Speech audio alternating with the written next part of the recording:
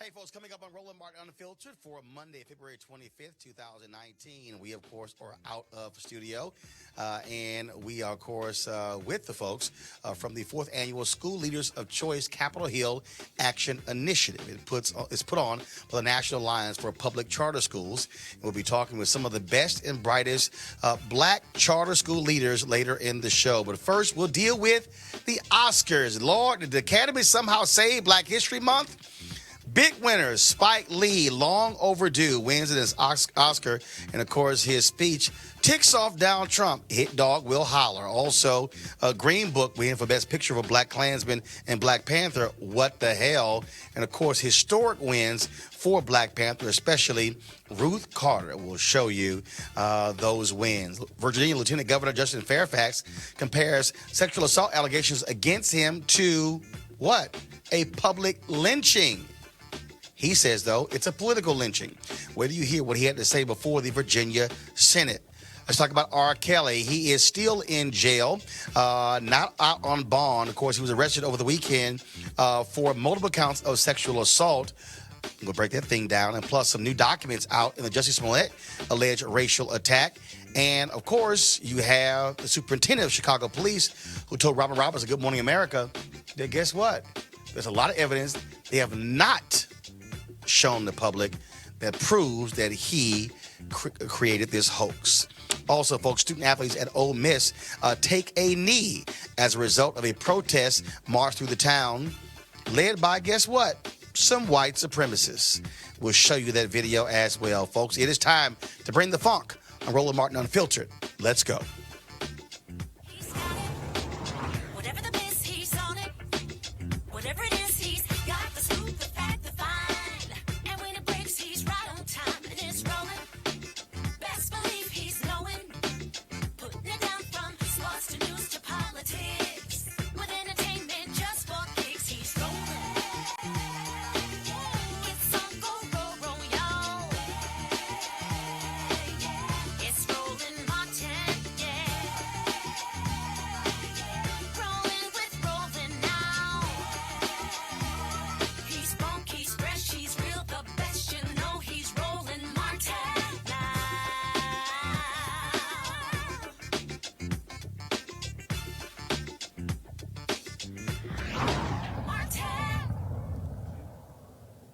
Huge night last night in Hollywood for a number of African Americans, but one person who has been smiling for the last 24 hours, Spike Lee. He won his first Oscar in his 30-year career for writing the screenplay of Black Klansman. Of course, he also was nominated for Best Picture, and of course, it was only fitting that his fellow Morehouse graduate brother, Samuel Jackson, would be the one to read that Spike Lee, winner of his first Oscar. And the Oscar goes to... On the house, Charlie Wachtell, David Rabinowitz, and Kevin Wilmot has fired me.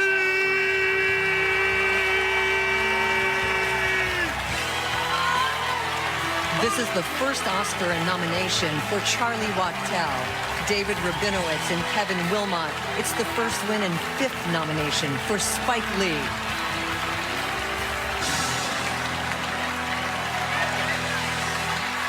All right. Rob.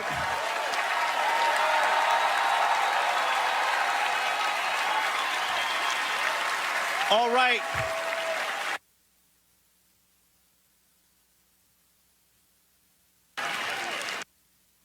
I want to thank Tanya Jackson Satchel. The word today is irony. The date, the 24th, the month, February, which also happens to be the shortest month of the year, which also happens to be Black History Month, the year 2019, the year 1619. History, her story, 1619, 2019, 400 years. 400 years, our ancestors were stolen from Mother Africa and brought to Jamestown, Virginia, enslaved. Our ancestors worked from into the land from Kansas City in the morning to Kansas City at night.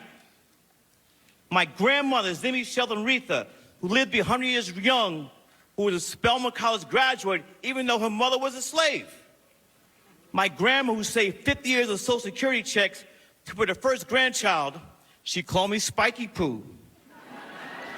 She put me through Morehouse College and NYU grad film. NYU. Before the world tonight, I give praise to our ancestors who helped build this country and what is today, along with the genocide of its native people. We all connect with our ancestors. We will have love, wisdom, we will regain our humanity. It will be a powerful moment. The 2020 presidential election is around the corner. Let's all mobilize. Let's all be on the right side of history. Make the moral choice between love versus hate. Let's do the right thing. You know I had to get that in there. All right, folks. Also, it was a big night for other African Americans. Regina King won Best Supporting Actress for her role in If Beale Street Could Talk, based on James Baldwin's 1974 novel. Mahershala Ali won for Best Supporting Actor in The Green Book. He played pianist Don Shirley.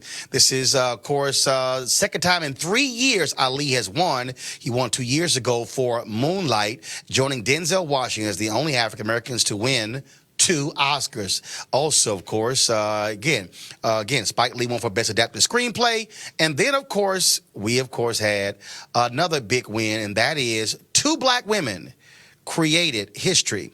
When it came to Black Panther, here is the first winner. And the Oscar goes to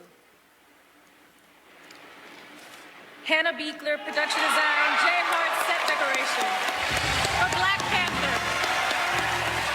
This is the first Oscar nomination for Hannah Beekler.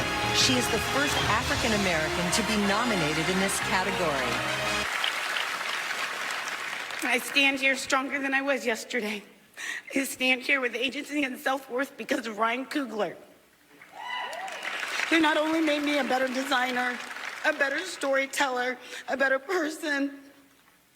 I stand here because of this man who offered me a different perspective of life, who offered me a safe space, who's patient and gave me air, humanity, and brotherhood. Thank you, Ryan. I love you.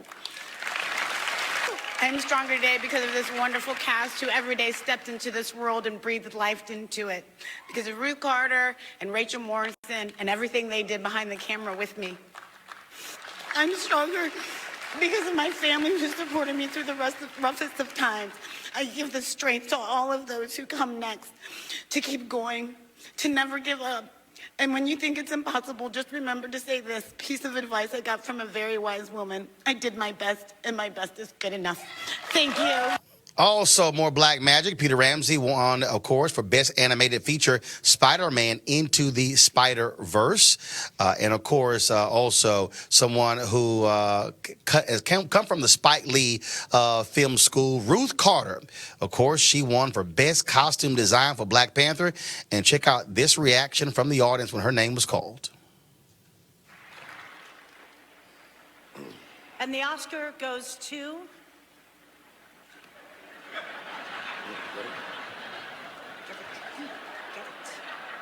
I got it. Yep. Oh, okay. Nope, get it. Yep, Okay. Black Panther, Ruth Carter! This is the first Oscar and third nomination for Ruth Carter. She was previously nominated in this category for Malcolm X and Amistad.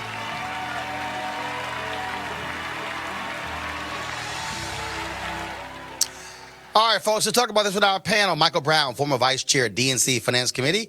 Eugene Craig, CEO, Eugene Craig Organization. John Murray, pop culture expert and commentator. First, I want to start with Ruth Carter there.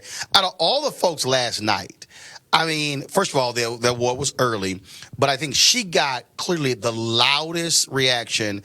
Clearly, that audience has been wanting her to win an Oscar for a very long time, John. It was a special moment, and I saw her when she was on your show a few weeks ago, talking about the Academy Awards and everything. And so, when somebody's put in that amount of time, you're rooting for them. You want them to win, and that was her third nomination. She finally took home the trophy. But I talked to some people who were actually at the show last night, and they said the ovation for Spike Lee was just as loud. Right. They said people were rooting for him. You know, Spike has had a love-hate relationship with Hollywood. They've loved him, they've hated him, but they were loving on him, and they loved on him. And he loved and hated them as well. He became the official mascot of the show.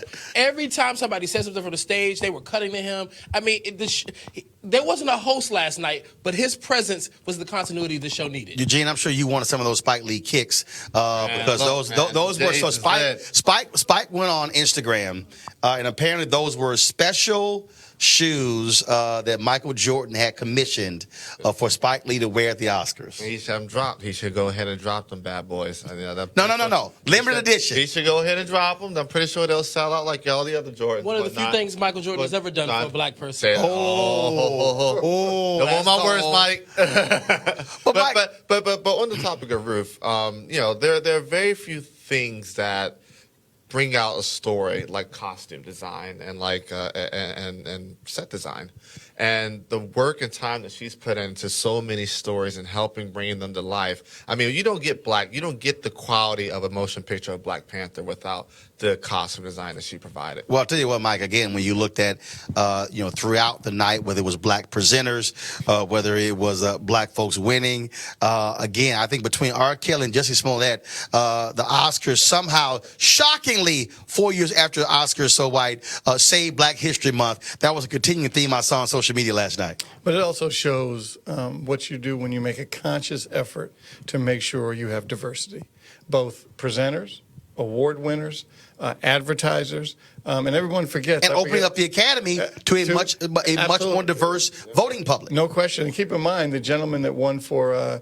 forget the gentleman from Egypt. I mean, remember Egypt? Yeah. Egypt is in Africa. And for Bohemian Rhapsody. Yes, exactly. And so it was an impressive night. Really and was. John, look, 5th time in 6 years, a Mexican has won Best Director. Yeah, and it was so funny watching his speech when he said, I love international films. I used to watch Jaws. And he started talking about all the American films that he watched as American director. Listen, it was a great show. It was fun to watch. I enjoyed the show without the host. I didn't think I would. I'm very pro-host in most award shows, but I enjoy the Oscars without a host. I would like to see Dwayne "The Rock" Johnson get one time to do it. I think he'd be really great. But they could stick to this no-host formula. Well, first of all, I thought it moved faster. Yeah. And of course, Kevin Hart was supposed to be the host of the show, yet when folks pulled up previous tweets of his being led to him, them asking him to apologize or drop out, and he chose to say, fine, I'm not going to host it. But I do believe, again, how they utilize the various folks presenting, opening up with, of course, Maya Rudolph, Tina Fey, and who I'm missing, what's her name? Amy Poehler. Yes. I mean, look, they've hosted shows before, absolutely hilarious. But again, I think what you also saw last night, you saw this genuine love for Black Panther. You saw it, obviously, for Spike as well. Let's get to the drama, though, because it ended with Green Book winning Best Picture. Folks were livid, absolutely livid. It's amazing how many people, John, have a love-hate relationship with this movie. Here you have a movie that's supposed to be about Don Shirley. It's amazing classical pianist, but it was written through the prism, through the eyes of the white driver. His son was, of course, one of the writers. And Spike was hot. He was upset. Saying that like that's a revelation. But he was really hot. Mad. He said, of course, afterwards, he said, damn, I keep losing to movies. People are driving. And so talk about, first of all, your thoughts about the movie itself. Do you think the criticism is earned? Well, full disclosure, this is the first year that I'd only seen one of the Academy-nominated films. Life is just busy. I had no time to watch movies. But I've read a lot of the stories about Green Book. I understand both sides of the spectrum. But here's the thing. Best Picture always causes problems. I mean, from the year that they thought it was the one film and ended up being Moonlight, you never can tell what movie is going to win Best Film. Sometimes it's these little-known international films. So the fact that Best Picture caused chaos at the Academy Awards, I mean, is water still wet? Eugene and Michael, here's why I understand that. Because I remember when we had Washington Watch, and we were doing that, and there was a movie that Brian White was involved in, and it was this amazing script about all these hijinks in a hospital, and all the studios wanted the movie. Yeah. They all wanted the movie until they found out that the actual doctors in real life were all black, and they all said no, thank you. Then you had George Lucas. George Lucas told the story when he went to the studios with Red Tails. And the studios literally said, where are the white heroes? He said, the heroes are the black soldiers.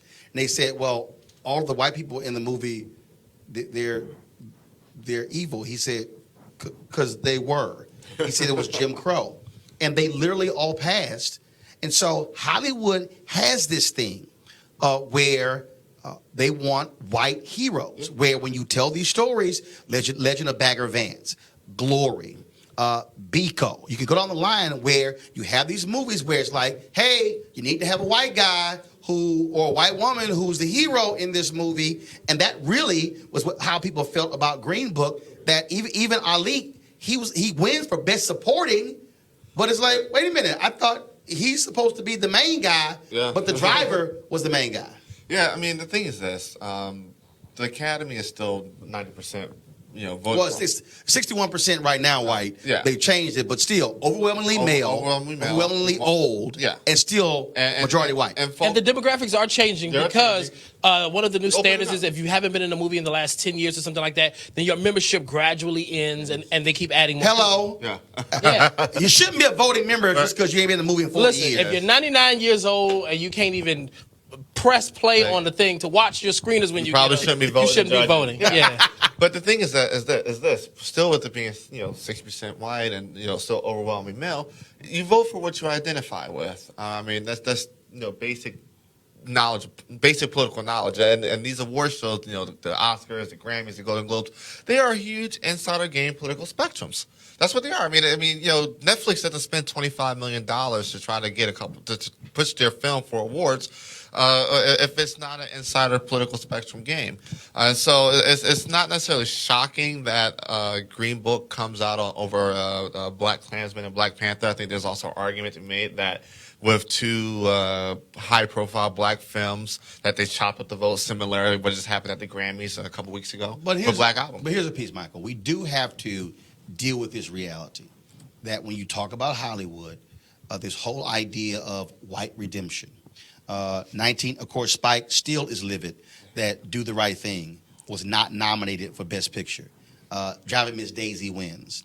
When you think about when Crash won, people were very upset with that as well. And so Hollywood has this history of the white hero, the white savior when it involves African Americans. And so, and then of course, in the year Malcolm X was not nominated for Best Picture, not nominated for Best Director, and then, of course, Denzel loses to Al Pacino for Scent of a Woman, which really was a Lifetime Achievement Award for Al Pacino. And so you do see African Americans who are saying, hey, we want to see authentic black stories told from our perspective also be acknowledged. Well, I guess when you mentioned Denzel, arguably Denzel should have 4.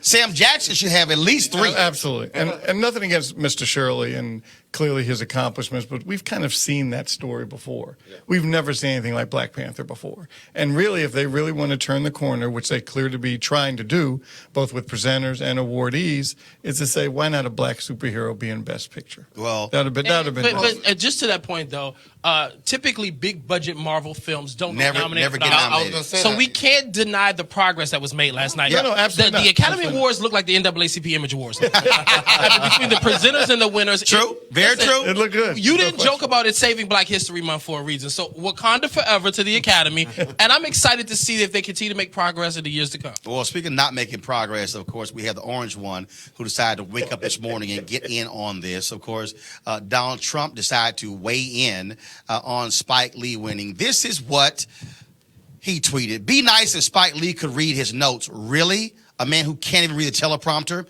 or better yet, not have to use notes at all when doing his racist hit on your president, who has done more for African Americans, criminal justice reform, lowest unemployment numbers in history, tax cuts, etc., than almost any other prez. Okay, beyond the obvious lies in that tweet. I mean, the numerous lies in that tweet. Trust me, Donald Trump will never be ahead of President Lyndon Baines Johnson or Abraham Lincoln or Franklin Delano Roosevelt or Harry Truman or what the hell, or yes, Jimmy Carter or Barack Obama. So, right, hell, right. Were any of our presidents mute? I mean, because he wouldn't even be ahead of. I mean, come on. But here's the piece, though. Spike never mentioned Michael Trump in his speech. That was hit dog hollers. Yes. And you know what's interesting? He always talks about how the ratings are down with the Oscars, and then he was watching. So he was clearly watching. It's just the hypocrisy. I'm hoping people, when they see his tweets, now just don't even care anymore. They're just like, whatever. And because he likes ratings are down with all award shows. Yeah. Consumers just aren't consuming TV in the traditional magnitude in which they used to. So, like, Grammys are down, NAACP Image Awards are down. Everybody's show and platform is down because people have a lot of options. Also, people are watching differently. And so when you talk about these shows, you have to factor in, yes, the television ratings, but also the streaming numbers as well. The thing is this, he has no space to talk about anybody reading or comprehending anything when we're getting reports that his own trade deal has to be broken down for him in the form of a contract. Like, your trade representative is hammering out a huge, bilateral deal with and they're China. giving him a 4x6 card. And they're giving him 4x6 cards. You can't read. I mean, it's sad. It's sad. Well, again, this is, again, somebody who first of all, his name was not mentioned last night. Never. One time. And I think that's probably what ticked him off. Absolutely. And so all of a sudden, okay, let me try to get in on this conversation.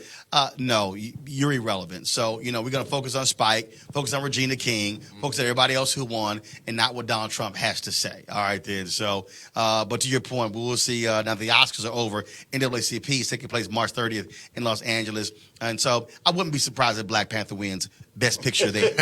I'm just saying. Okay. Or if there's a tie. We have a tie. It's Black Panther and Black Klansman. That's a hell of a tie. But it is interesting. But it is still very interesting how the Oscars embrace this Spike Lee film, which, if you ask those of us who are huge Spike Lee fans, probably would not rank in the top 10. Just saying. All right, y'all. Gotta go to a break. We come back. More on Roland Martin Unfiltered. Hey fam, I want you to like, share, and subscribe to our YouTube channel, youtube.com/Roland S. Martin. And don't forget to turn on your notifications. All right, folks, it's almost March. And of course, folks are trying to get focused on beach season when it hopefully will warm up. And so many folks are trying to get themselves healthy and fit and losing some weight. And one of the ways you can do that is with the D-Herbs Full Body Cleanse. Now, of course, as I told you earlier, I spent the first part of the year, about 20 days doing that. Nothing but fresh fruits, vegetables, and nuts as well. And so they got about 27 different cleanses that you can try, all about for you trying to get yourself healthy. And so you can do it to remove toxicity from your body, but also for you, if you want to, if you're feeling a little sluggish, you want to get some more energy as well. So here's what you need to do. All you need to do is simply go to their website, dherbs.com, and use the promo code ROLAND for a discount at checkout. Now, what you can also do is call 1-866-4DHERBS, 1-866-4DHERBS. It's all about, again, you trying to improve your health, improve your life, and trying to make for a much better 2019. So do us a favor. We'd love to hear your stories as well. If you do try the D-Herbs Full Body Cleanse, send us a photo and let us know how it goes. So again, go to dherbs.com or call 1-866-4DHERBS. Use the promo code ROLAND. Let's hit the top of the show, folks. We're here in D.C., where the issue of school choice, charter schools, is a huge issue. And this is the 4th annual School Leaders of Color Capitol Hill Action Initiative. Now, of course, we were in Atlanta on Friday for our School Choice is the Black Choice Town Hall. This event is put on by the National Alliance for Public Charter Schools. It's the largest ever convening of Black, Hispanic, Asian, and Native American charter school leaders who lead high-performing, high-quality schools. They're here to share best practices and to demand continued funding for charter schools across the nation. Now, anybody knows that I am a supporter of all forms of education, whether it's a traditional public schools, charter, magnet, homeschool, online school, technical, you name it, doesn't matter, as long as it is working for our children. Joining us right now is Elsie Urita, correct? All right, just making sure we got it right. Founder, Executive Director, Tulsa Honor Academy in Tulsa, Oklahoma. Latricia Chatton. All right, just double checking here. Of course, she is School Director for the Susie King Taylor Community School in Georgia. And Dr. Narciso Garcia, Superintendent for Vanguard Academy Charter School out of Texas. Where in Texas? Far, Texas. Right next to McAllen, Texas. Right next to Far, Texas? Yes, okay, sir. see, you know nobody knows when you say, I'm right next to this city, right next to this city, right next to the border. All right, then. Glad to have all of you here. This is, of course, one of the issues that, of all issues out there, one of the few issues where I have purposely chosen to step outside of my role as journalist because I do fundamentally believe that education is the 21st century civil rights issue. And what is still amazing to me is to have these fights with folks who are caught up in charters, non-charters, and you're going, yo, it's education. They're still public schools. And so how do you deal with, again, the attacks and the criticism for people who just cannot stand the notion of charter schools? Anybody jump in? I can lead off. I just stay focused, myself and our staff and our students and our parents stay focused on our mission and vision for the school district. Even though we are attacked or criticized, just don't lose your focus, and the proof will be in the pudding at the end of the school year when the test results are out. And also when college graduation or high school graduation, when the data comes out, you will see where charter schools are ranked and the number of students that they have either graduating from high school or from college far supersede other school districts. So I just let the results speak for themselves. How many students do you serve? We serve 4,200 students in our school district. And is that different? Is that K through 12? K through 12, sir. Yes, sir. Well, and we talk about the idea of results. To me, that should be the focus for any school. It doesn't matter whether it's magnet or traditional school or public charter school. At the end of the day, it should be, what are the results? Are kids learning? Are they graduating? Are they going on to college? Are they succeeding in life? Yeah, I completely agree. When you look at our results, our students are performing 2, 3, sometimes even 5 times higher than their neighborhood schools. And a lot of times people think, oh, well, you get more funding. And that's just a huge misconception. It's actually the opposite. We actually get less funding than traditional district schools. And I often say we do so much with so little. And that's actually one of the reasons why I'm here this weekend. I would love for us to get more equitable funding. And really for the state of Oklahoma, we need more equitable funding across education, period. But specifically, we get about 75 cents to every dollar that the neighborhood schools get. And we're outperforming them often by multiples. So yeah, I completely agree. I think we need to be judged by how our students are achieving and how much they're growing. And like Narciso said, the proof is in the pudding. And I would also add that while, we want to judge schools based on how they're performing on state tests and other benchmarks, there are unquantifiable measures in which our students are succeeding. Speaking for myself in Savannah, our district is predominantly African American, and we have parents who come to us not knowing what a charter school is, but just wanting a better choice for their children than what they were offered. And so being able to educate them on what their choices are in terms of school choice, and also having parents come back to us and saying our kids are better than they were before academically or emotionally, it's also important. Well, and again, what jumps out at me is we say school choice, but this is really parental choice. I mean, I've come across numerous parents across this country, and their deal is, look, I don't care about your plan. I don't care about the latest new idea. Their deal is, I want to make sure that my kid has a shot at life, and they don't care about the politics. They don't care about the contracts. They don't care about all the drama. Their deal is, can my kid get educated? Mm-hmm.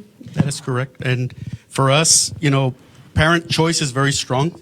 So, me as a parent, I would want my son or daughter to succeed in life.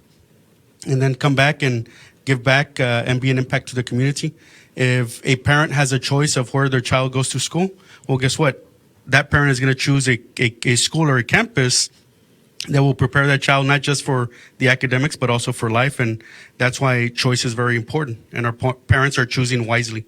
But also, I think we have to, as folks who are in this movement, have to also have honest conversations. Yes. And that is, there are some people who have charter schools who should be run out of this industry, because what they're doing is they are stealing.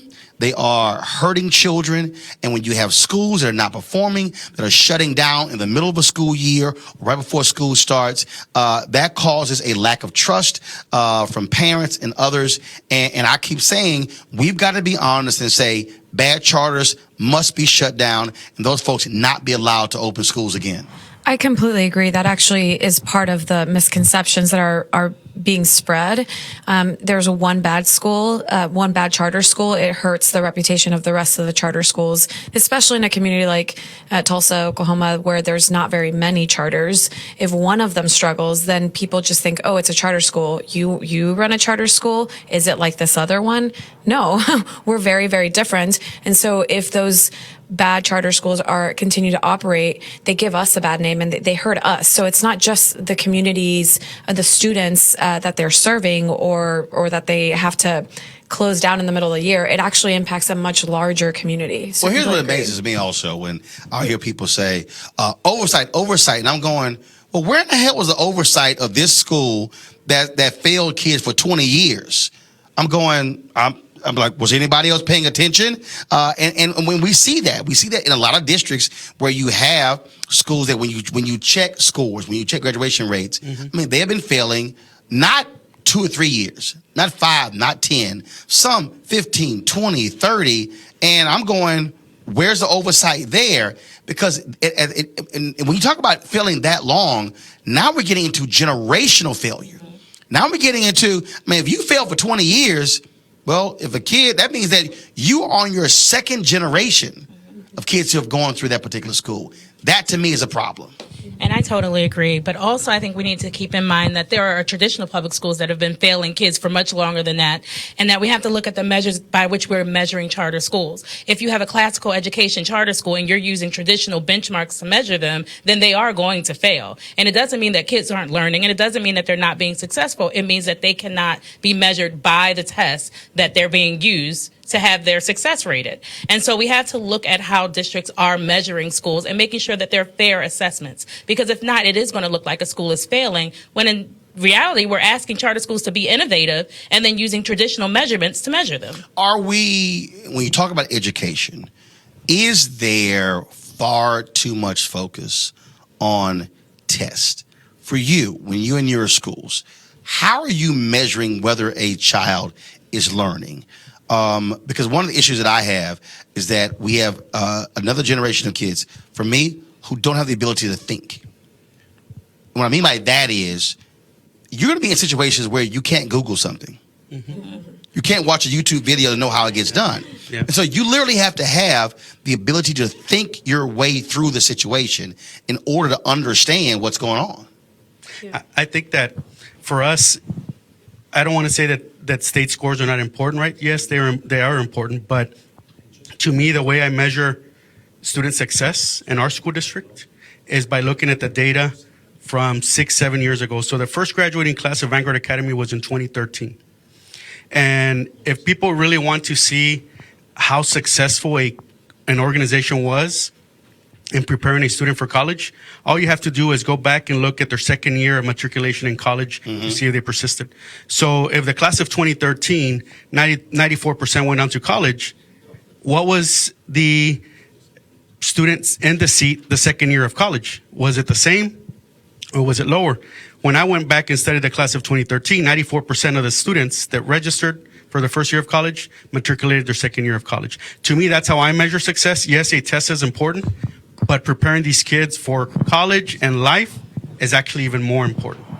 I will say we're a new charter school, so we just had our founding 5th grade class just became 8th graders, and we were thankfully approved to start our high school next year. So we don't have that historical data yet. And so test scores do help us figure out where our kids are at and helps us figure out if they're growing at the right rate to ensure us that they can get to college. But those aren't the only skills that we're teaching our kids. We tell our kids that for us, education is not just intellectual knowledge, it's also character. And in order to persist through college, you have to have a strong ethical character to persevere. Yep. So for us, an education is not just the test scores. It's everything else. And there's a lot of other things that we don't measure. That's anecdotal. That we collect anecdotal data with our staff, and we're constantly checking in that regard. But we do use test scores to make sure that our kids are learning, because at the end of the day, kids are going to have to take tests to get into college, whether we like it or not, whether we think that those tests are fair or not. They have to take a test score to be accepted into college. And if we believe that a college degree is access, it is opportunity, and it opens doors for our kids, we have to get them through that door. So you're here on Capitol Hill. What have those conversations been like? And where are you getting the most pushback from folks who say, I'm not really down with school choice? I think the biggest pushback we get is in funding, where people say you're taking dollars out of the public school classroom. And we have to remind them charter schools are public schools too. And I don't understand why that's so hard. I don't either. They literally are called public charter schools, which is public. Yes. Absolutely. And not only that, charter schools start at about 75% of the funding of a traditional public school student. And then there are authorization fees, so that's another 3% we lose on top of that. And when you talk about, again, those fees, by getting less, most states, and I know some people are trying to change the law, you're not allowed to use any of those dollars allocated for a student towards construction, in terms of buildings. Yes. Yet you're competing against traditional schools where, based upon a bond offering, they might be moving into a new 60, 70, 80, $100 million school. You can't do that. And on top of that, your charter school may be closed for a poor facility, but you couldn't get the funding to get a decent facility to keep it open. So it's like I've done a study, I conducted an analysis, right? And I said, okay, and I'll go back to the numbers in a little bit, but when a student leaves a traditional school district and they move on to another school district, why doesn't the school district complain about them losing that student? But when they lose that student to a charter school district, that's when the complaining starts that, look, I'm losing my money. Well, you're already losing the money if the student's going to another public traditional school district. Or if they're going to a private school. Or somewhere else. I mean, because the allocation is based upon the number of pupils. Yes, correct. No, I was going to say in Oklahoma, we have very, very low per pupil funding. So this is actually how much? Okay, we said no. For folks who are watching, what is the baseline? The baseline starts at $3,000 per student. Per student. Per student. What is it for where you are in Georgia? $8,100. About $5,500. So baseline is 3,000, and then you, depending on the needs of the students, you get a little bit more. Because we serve a high need students, we get about 5,000 per kid. But when you look at the larger context of the nationwide, that's very, very little. And there's also, like you said, school districts, they're actually wanting to use some of the bond money to be able to pour in education, but because of the laws, they can't. So local school districts sometimes get criticized that, oh, look at this beautiful building. And they're like, well, my hands are tied. And if they feel like that, imagine us who are charters that get even less money. So that's just to put some context into funding. It's not just not equitable nationwide. It also, there's disparities from state to state, and then also within each state from city to suburbs, et cetera. I mean, the disparities are wide ranging. If we could level the playing field on a national level, I think that would be a really great first start. Well, here's the thing that for me, to close this out, that really jumps out, and that is when people say, oh, I hate charter schools, I hate school choice. Okay, well, explain to me then why in some places there are waiting lists of 5, 10, 20,000 parents. Okay, that right there says all you need to know. Because to me, what parents are saying is, I don't like what's happening right now. The option, as far as I'm concerned, for traditional schools, fix it. Correct.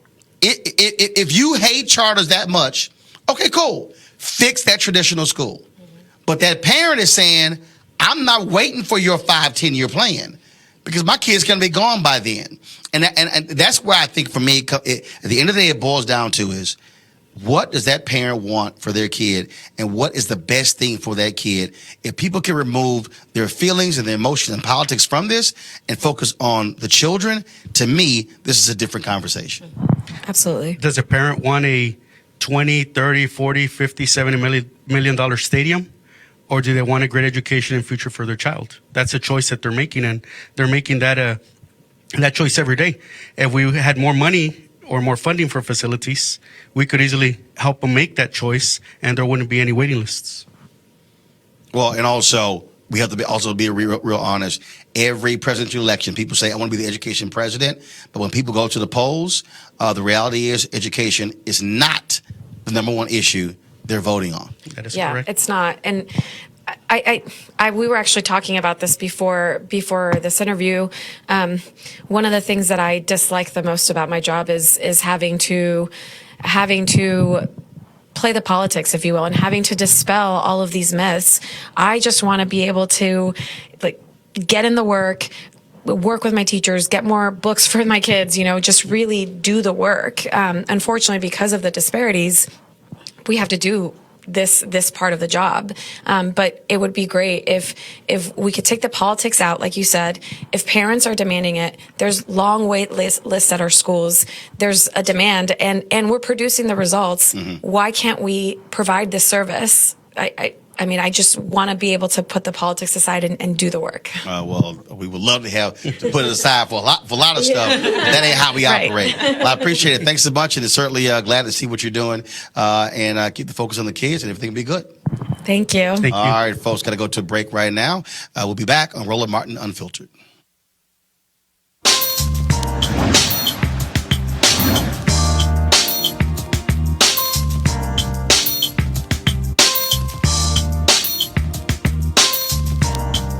All right, folks, hashtag HBCU Giving Day. Our focus, of course, Jarvis Christian College, founded in 1912, located in Hawkins, Texas. If you want to support Jarvis Christian, go to jarvis.edu, jarvis.edu. All right, folks, calling all HBCU alumni, students, and leaders, enter the Ford Motor Company HBCU Mobility Challenge and win $25,000 for your school. Building on their long-term support of HBCUs, Ford is looking to improve mobility in HBCU communities through innovative solutions. Now, the winning program will receive a grant of up to $25,000 to implement their proposal. The deadline to apply is March 31st, 2019. Be sure to go to fgb.life, fgb.life for more information and to apply. And remember, Ford goes further in our community. All right, folks, Lieutenant Governor Justin Fairfax, on the last day of the session in Virginia, gave an apparently impromptu speech about allegations of sexual assault lodged against him. Now, of course, it started with a state senator praising Fairfax for his work, but then he had this to say.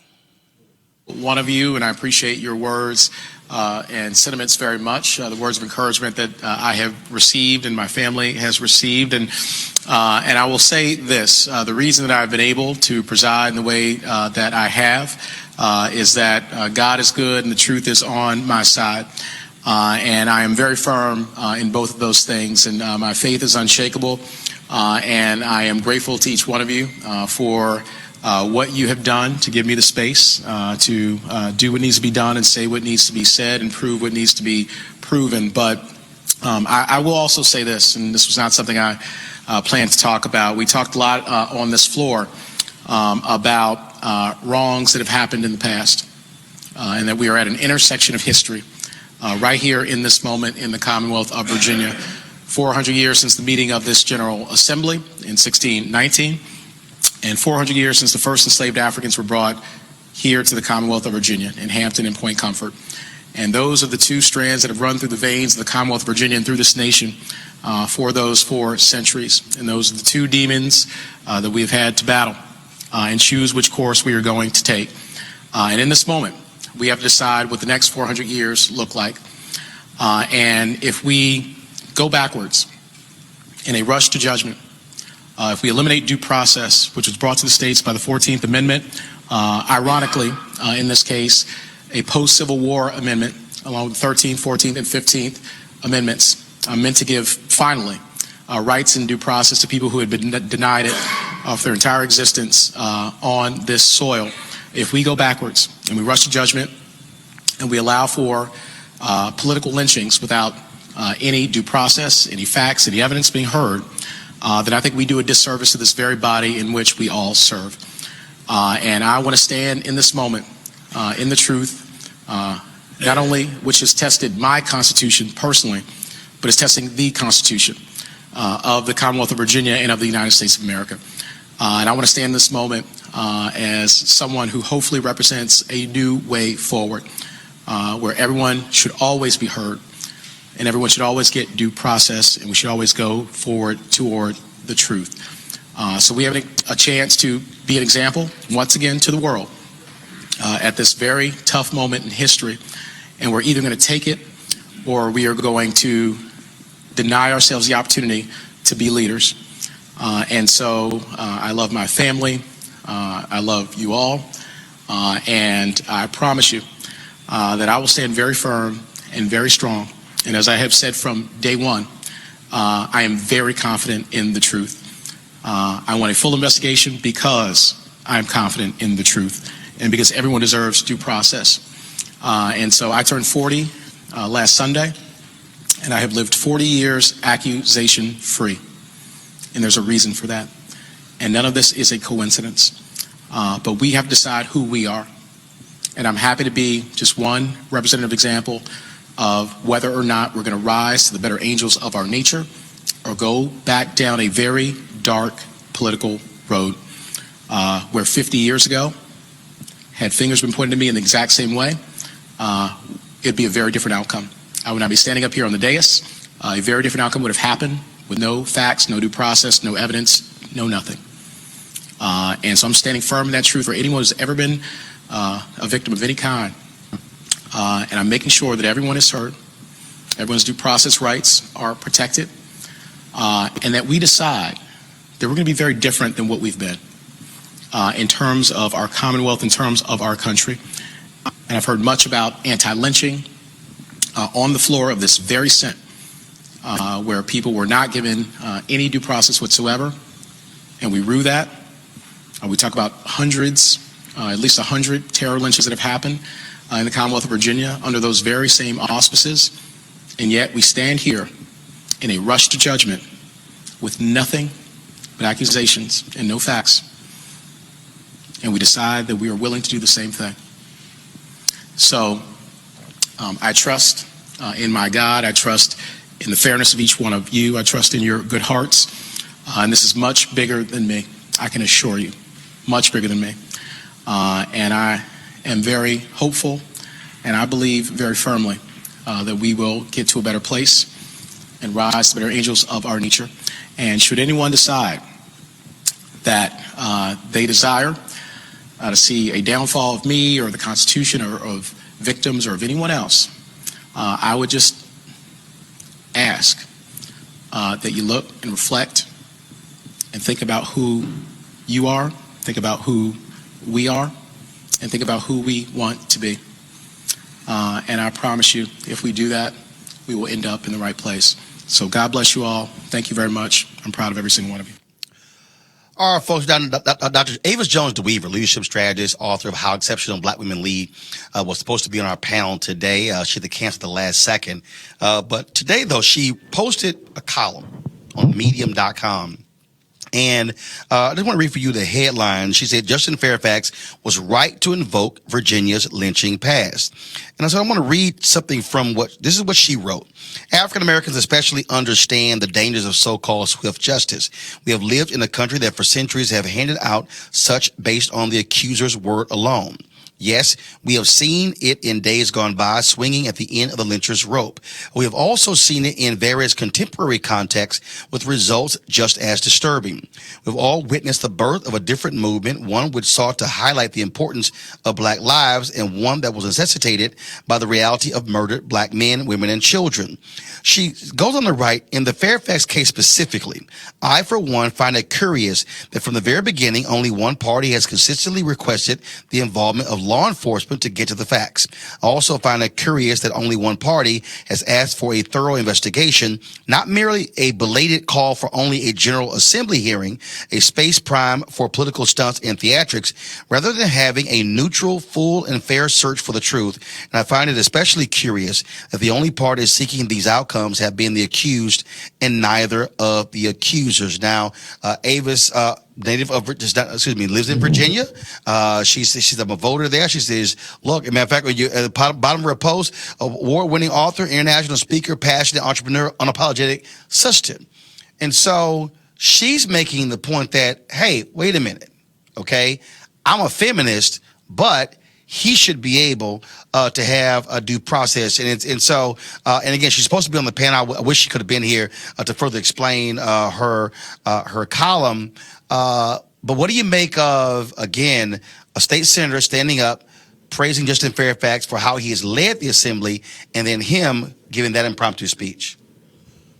Well, I think, and to take a piece from Avis, in this Me Too Time's Up era, due process has been reversed. It's guilty until proven innocent. If there's an accusation against you, you're going to lose your job and you have to earn it back. You'll take you off television and then you can get back on. And so, and people say that if you don't believe the victims initially or the alleged victims initially, then you're victim shaming. We've got to figure out a way to be able to allow due process to take its place. We got to let investigations take its place. We've got to figure out the truth in these matters. Now, it's one thing when you got 65, 70 women coming out telling the same story. Everybody's not telling the same lie. But in a situation like this, where it may be one or two people and there could be a misunderstanding, there's a lot left here to interpretation, you've got to do an investigation. I, too, am a Virginia resident. I'm a native. I voted there. You know, I'm kind of frustrated with everybody in office right now. I kind of want to take the whole state and do an overhaul. Call an emergency election, do something to fix this situation, because the 1, 2, and 3 have problems. And so I understand the point that she's making, and we do need to get real answers in this situation. Michael, the thing I keep asking this question, and I'm not understanding why it's not happening. You take Vanessa Tyson. She says that he sexually assaulted her, forced her to perform oral sex in Boston, 2004 Democrat National Convention. You have a district attorney who has said, if a criminal complaint is filed, I will investigate. Tyson's lawyers released a statement saying she's going to meet with the DA, but that was more than a week ago. And but they said they want her and also Watson to testify at an impeachment hearing. What I don't understand is that the one process that really has teeth is the DA. That's a criminal investigation. And so I don't understand why that's really not a focus, as opposed to this push for a hearing, a public hearing before the Virginia Assembly. It's about impeachment. Well, one's political and one's about the law. And due process is about the law when you go deal with a district attorney, when you deal with court. And that's what, the accused deserves to look their accuser in the eye, or at least through due process, through an independent arbiter, whether it's a district attorney, whether it's a judge. And that's what can happen. So you call people's bluffs and you see what happens and let the chips fall where they may. Clearly, the lieutenant governor would love to have a full, and it shouldn't be in the political form. He wants to do it in the legal form, which frankly is more appropriate. And then to your point, to make sure that we have some vehicle in the future where people can't just make accusations because they want to destroy somebody's life, you have to back it up. Eugene, again, Meredith Watson, who said Justin Fairfax raped her at Duke when they were students in 2000. In her initial statement, she said that she's not suing him, not for money. She doesn't want to do media. She doesn't want to even talk about it further, but she wanted him to resign. Now her folks are saying she'll gladly testify. Here's my piece. Okay, again, haven't been raped, haven't accused anybody of rape, but if I want justice, You want real justice? if I can't file a criminal suit, I'm gonna hit you with a civil suit. Yeah. But that to me, but to hear, I'll testify in a hearing to impeach. I'm going, well, if you're willing to testify publicly in that hearing, why not sue? The thing is that with the public testimony, at least when it comes to impeachment hearing, there's no accountability on the accuser. If she was to sue civilly, she'll be deposed by the other side, which probably will reveal holes in her story. If she was to open up a criminal complaint, she'll be, cross-examined by the prosecuting side. I mean, it'd be a full examination of the story rather than just her side of the story or how she wants to present the story being presented. But to speak to Avis's point, for movements to have the validity that they want and need to really get truly nasty people up out of here, you got to get it right.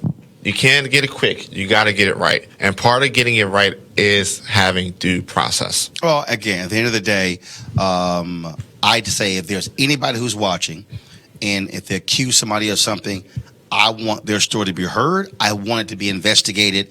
And if you're the one who's being accused, I want it to be investigated as well. And so we'll see exactly where this story goes. But the thing I'm looking for is whether or not the DA in Boston, if that criminal complaint is going to be filed. And if it's not, I've got some questions, because that to me is a much more different proceeding than an impeachment proceeding led by Republicans in the Virginia House. That's a keep in mind, due process doesn't mean you don't believe the woman. Due process means due process. You examine all the facts. And to make it just a quick parallel, in the Bill Cosby case, everybody wanted Bill Cosby to come out and say, I did not do this. He wouldn't. Everybody wanted Bill Cosby to respond in a major way.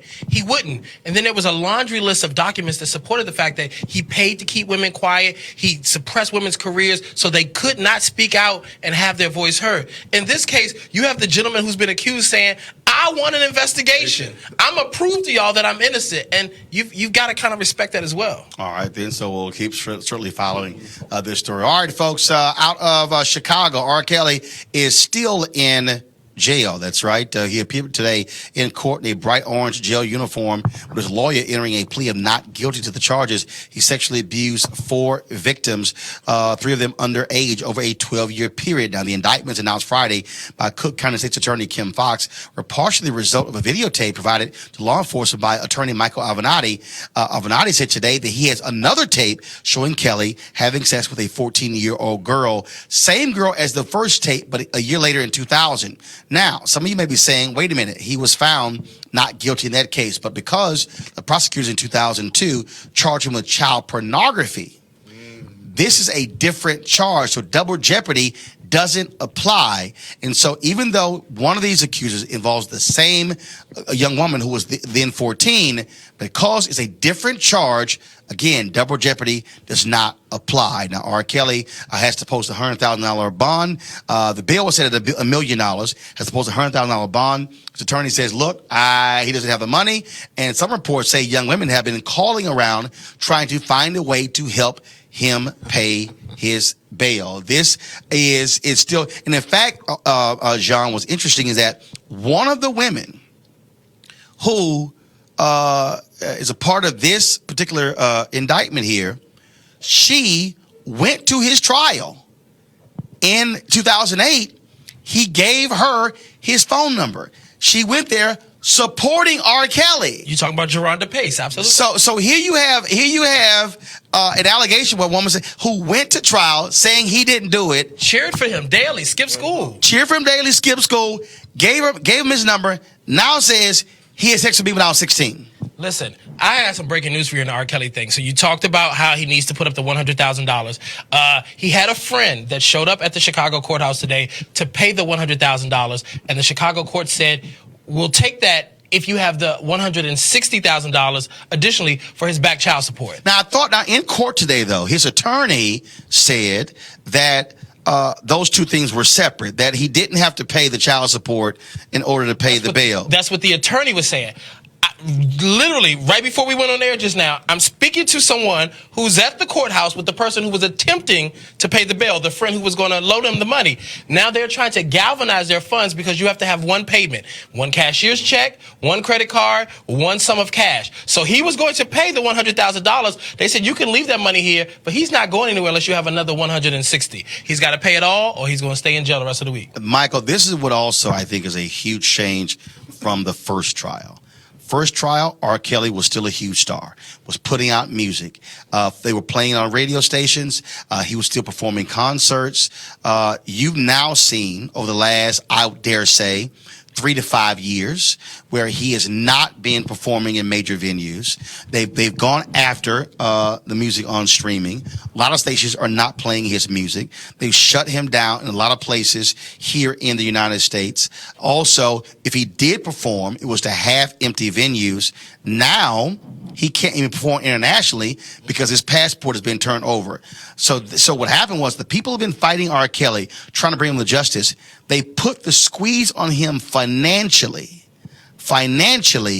and now he's facing a much different situation in 2019 than he did in 2002 or 2008. In fact, he even kept that case going for 6 years before he went to trial. And I think the final nail in the coffin was obviously that awful documentary that was played a couple weeks ago. What was it, 6-part series, 7-part series? Lifetime, 6-part. And I think with that, many more people knew, because whatever he was able to keep quiet over the last decade or so, clearly after that, everyone knows clearly, or he would have been able to write the check for $100,000 in 2 seconds. Well, Eugene, what you did have, you had Kim Fox who came out saying, if you have any information, any evidence regarding R. Kelly sexually assaulting underage girls, bring it to us. So to have a prosecutor make a public plea, then of course you have Avenatti turning over one tape, now turning over a second tape.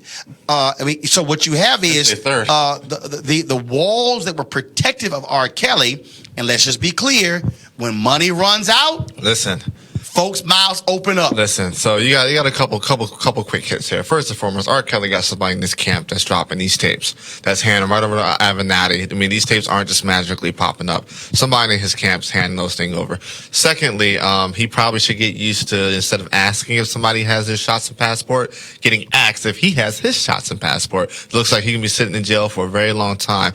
But I think one thing we probably should talk about is the role that a lot of the new docs are playing and moving issues forward. You know, I don't think we get to this point without that documentary.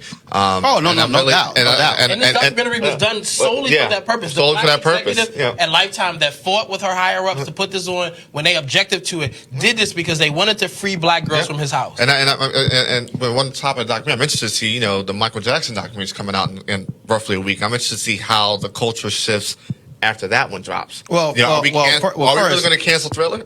First, in the case of Mike Jackson, he did. That's the point. At the end of the day, and we're not going to exhume him to try to recreate. Right, you ain't going to exhume him to kill him again. Yeah. So that's not going to happen. But I think the difference here is not just the fact that, well, this is what happened years ago, 2 decades ago. That it continued. Yeah.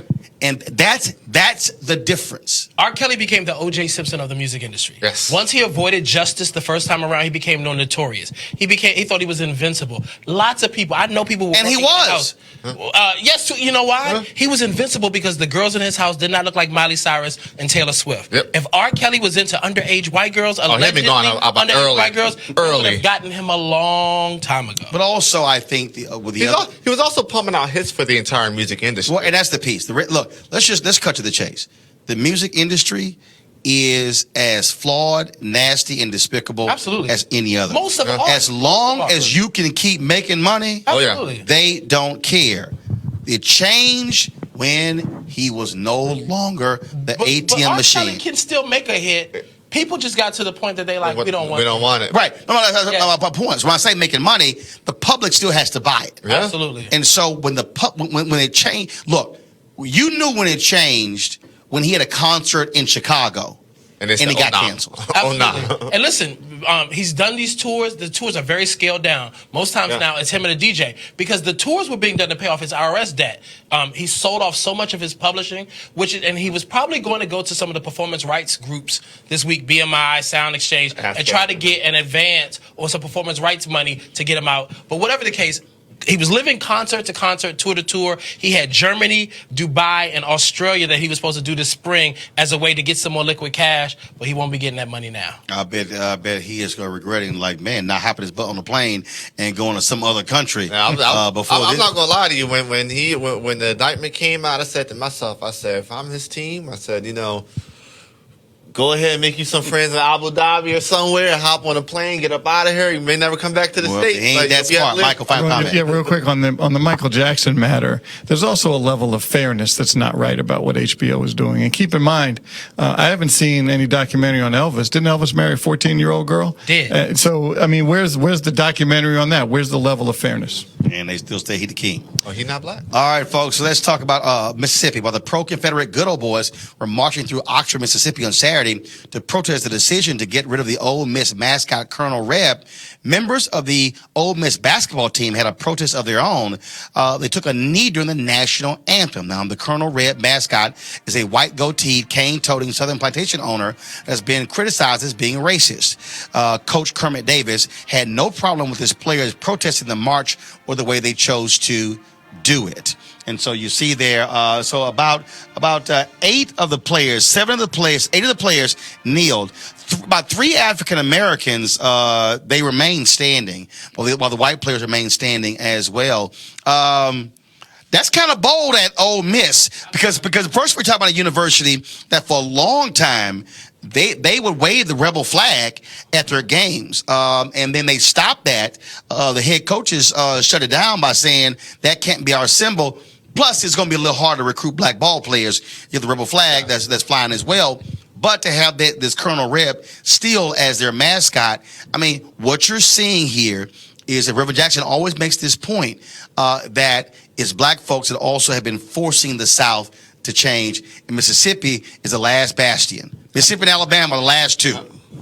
Yeah, it is funny. So I, as a Virginia resident, I went to a school called Jeb Stuart High School. Didn't know the history or the context of who Jeb Stuart was. And for several years at my school, I was the school mascot. I wore that Confederate outfit with the big head and the big Mickey Mouse size head. And now I look back on that. I look back on yearbook photos, and I'm like, what was I thinking? But when you know better, you do better. I wish I was one of those kids that knew the history of what was going on. You put a mask on, you know what the hell it was. Didn't even know it was. Just knew I was having a good time at a football game. So I applaud. Not only do I applaud the kids for doing what they did, the only thing I don't like is that some of them still had to go to Twitter to explain the context of them taking a knee. And the fact that we keep having to explain why we're taking a knee for social justice and for civil rights, and the whole narrative has been flipped by Trump and other people who push back against it. That part I don't like. But I'm proud of these guys, and I want more to keep doing. But Eugene, here's the reality. And I keep saying this: white folks have no clue overall about how black folks view the flag, view the anthem differently. I keep taking people back to the book of Jackie Robinson. Jackie Robinson's book was called I Never Had It Made. He says in his book, as long as there's one African American who has to deal with injustice, then none of us are fully free. And what gets me is when you see people like dumbass Jason Whitlock who say, oh, you didn't go through the same thing Jason Whitlock went through. No, Whitlock's issue is not, Jackie Robinson's issue is not, I went through racism different than somebody else. He's saying, as a black man, he said it in his book, I cannot look at that flag, the national anthem, the same way. Yeah, I mean, look, it's the thing is this. It happens to one of us, happens to all of us. If it happens to Michael, it can happen to me. It's the reality of being black in America. That, you got to, be twice as good to, get half as far. But, thank God for the internet. We can even out those playing field, those odds these days. But you know what I would say? Thank you, Colin Kaepernick. Because of the heat that Colin's dealt with for the last 2 years, those players can stand at an Ole Miss and take a knee, while Confederates are walking and marching through the campus and do it safely. I think if we don't have the discussion that we've had over the last 2-3 years, that probably gets really ugly there. Michael? And they had a time. Just proud of them. Just proud. Well, I'm glad to see you're seeing this more students. I'm glad you're seeing it on the high school level, on the middle school, elementary, Pop Warner level as well, because this is called being aware, understanding, have a level of consciousness, which is critically important. All right. I want to certainly thank the folks from the National Alliance of Public Charter Schools and the School Leaders of Color for asking us to broadcast our show from here. Again, it's amazing to me. You know, we had our town hall on Friday in Atlanta, and I've had people who said, why are you so adamant about this? Because it's one thing. These are our children. These are our kids. I'm glad as hell my parents were adamant about sending me to a magnet school in a predominantly black elementary school, middle school, and high school. I'm glad to see parents saying, I care about my children and I want the best for them. And so I need black folks, okay, to stop these little silly fights back and forth and to understand that there were black people who created schools because we had no choice. There are black people who said we're going to take the control of our kids' education because we want to make sure that they have a much better life. You need to go read The Education of Blacks in the South, 1860 to 1935 by James D. Anderson. You need to read to see how it was black folks who created publicly financed education in the South after the Civil War. You need to read about the Rosenwald schools and how it was black folks who actually raised 2/3 of the money to fund those schools, and he funded 1/3. You need to read those stories. We are 24 years away from African Americans and Latinos and Asians and Native Americans being the majority in America.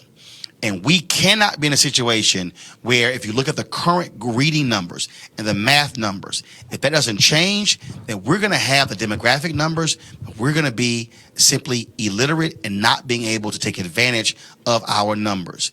This generation has to be willing to change that. You cannot have majority black, predominantly black schools in the South where 5% of the kids, like the one school in Atlanta, elementary school, are reading on grade level.